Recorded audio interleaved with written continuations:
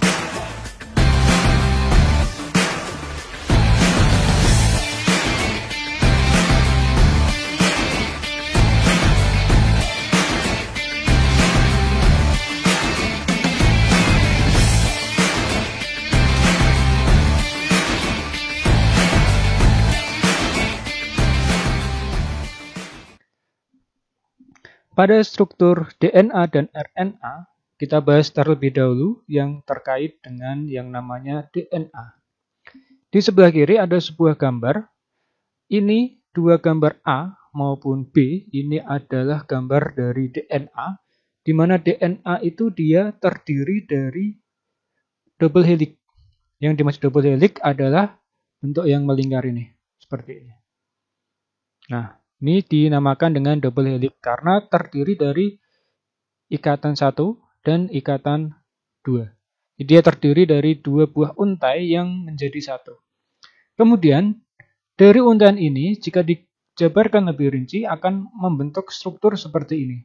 Nah, ini DNA. Jadi DNA, nanti di sini, ini adalah dinamakan dengan fosfat.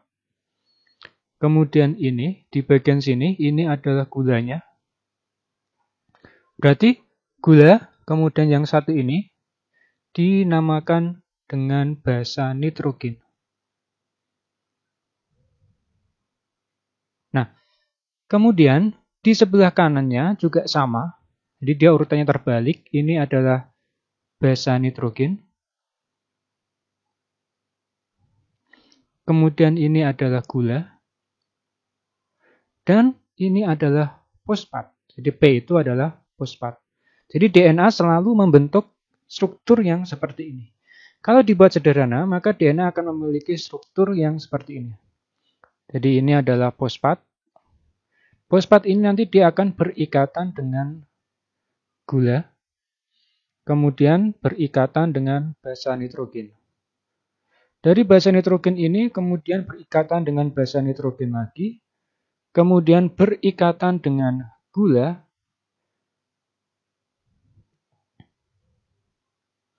Kemudian dari gula ini akan berikatan dengan fosfat. Jadi nomor 1, 2, 3.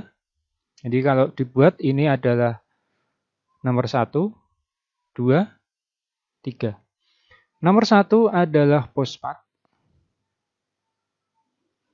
Nomor 2 adalah gula.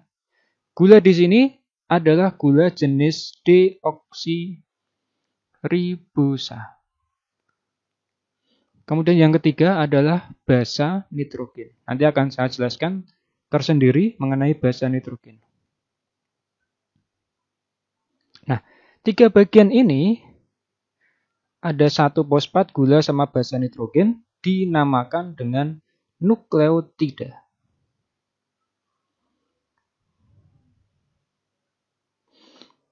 nukleotida. Jadi yang dinamakan dengan nukleotida itu terdiri dari satu buah fosfat, satu buah gula deoksiribosa, dan satu buah basa nitrogen. Jadi satu bagian ini kalau dibuat pengkotaan, maka ini satu bagian ini dinamakan dengan nukleotida. Kalau pada gambar ini berapa jumlah nukleotidanya dari gambar yang ada di sini, maka jumlahnya nukleotida adalah 2 nukleotida.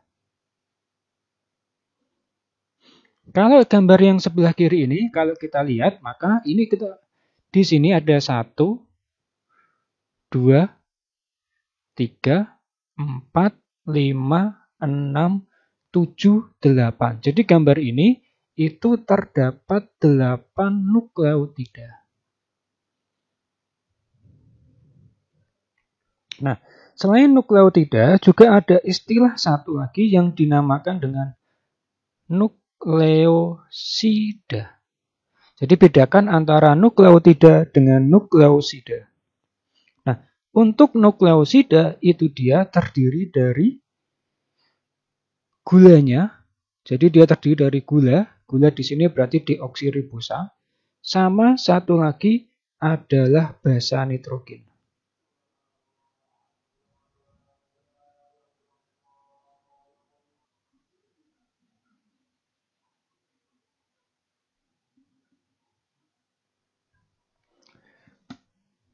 Nah, sekarang kita akan membahas mengenai basa nitrogen.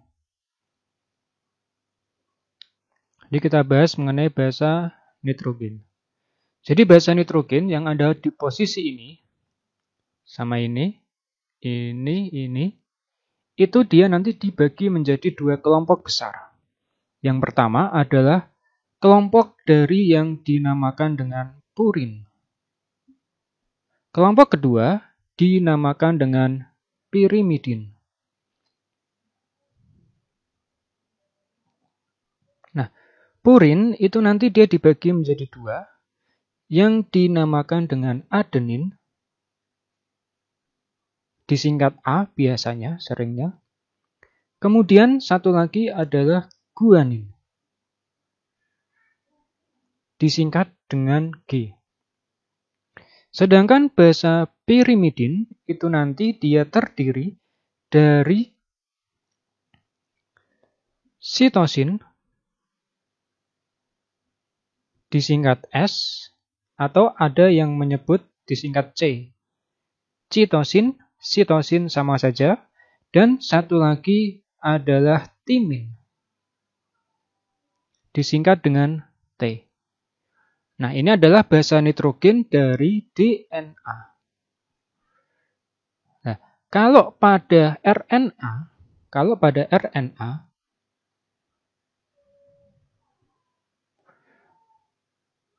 purin pada RNA itu cuman perbedaannya adalah pada timin. Di mana timin pada RNA itu dia tidak ada. Jadi dia timin tidak ada, diganti oleh yang dinamakan dengan urasil.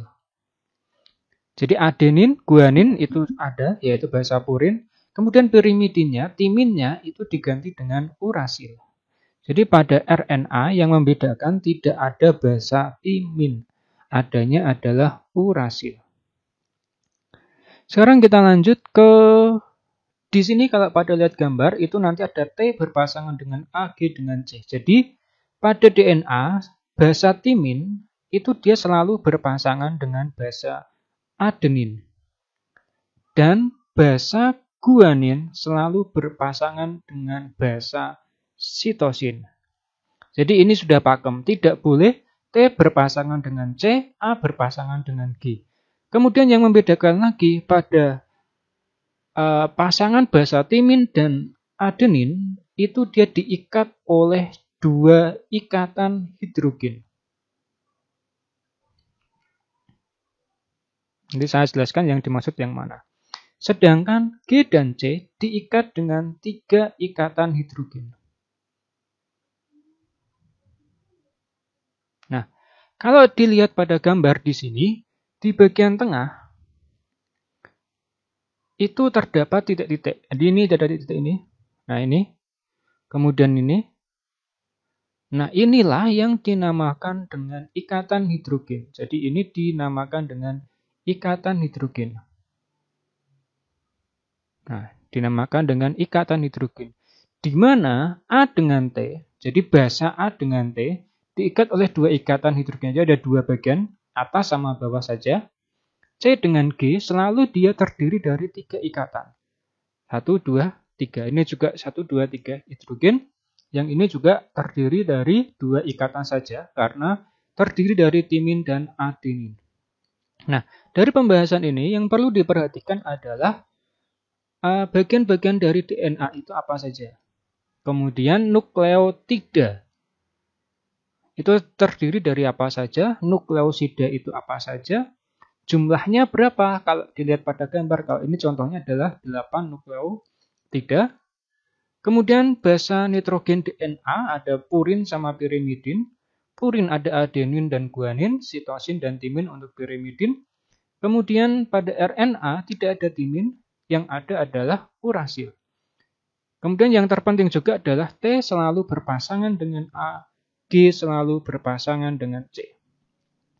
Semoga membantu dalam mempelajari materi genetik dan pewarisan sifat materi kelas 9 SMP semester 2.